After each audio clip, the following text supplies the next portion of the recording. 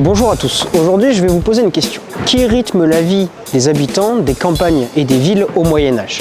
Eh bien c'est ce qui est derrière moi, c'est l'église, l'institution, avec un grand E.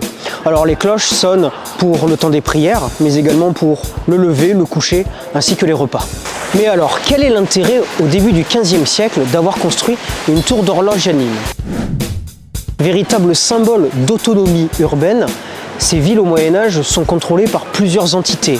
Les consuls, le roi, l'église et enfin les seigneurs. Les consuls justement vont nous intéresser. Ce sont un petit peu l'ancêtre de nos maires en France. Ils travaillent dans la maison des consuls, qui était d'ailleurs accolée à cette tour, ou encore plus tard dans les hôtels de ville.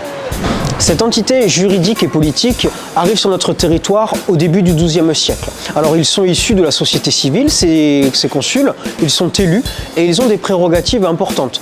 La bonne gestion des remparts de la cité, l'accès à l'éducation, l'assainissement des eaux, etc. Et donc au cours de l'histoire, ces consuls vont prendre de plus en plus de place dans l'organigramme de la gestion de ces villes du Moyen-Âge. À tel point de faire un pied de nez à l'église, les consuls vont faire édifier non loin du quartier de l'évêque un beffroi. Alors cette tour va permettre de sonner l'heure des marchés, l'heure des grandes réunions publiques. Mais en fait, ce qui est très intéressant, c'est que les consuls, lorsqu'ils vont faire construire cette tour, c'est pour pouvoir, eux, maîtriser enfin le temps dans leur quartier et ainsi se détacher du temps religieux de l'église. Bien qu'une première fois restaurée et améliorée en 1592, la tour clocher de Nîmes va devoir être détruite au XVIIIe siècle car elle menace de s'effondrer. Alors en 1754, on reconstruit la même à l'identique, dans le goût quand même de ce siècle classique que l'on a vu ensemble, essentiellement en pierre de Barutel. Elle mesure alors 31 mètres de haut.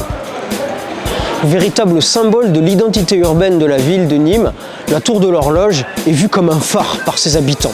D'ailleurs, en 1858, le conseil municipal a dû se refuser à l'idée de la détruire sous la pression populaire lors des grands travaux d'embellissement du 19e siècle. Et d'ailleurs, aujourd'hui, elle est au cœur du patrimoine de la ville, parce qu'encore en ce moment même, les cadrans de la tour de l'horloge sont en restauration.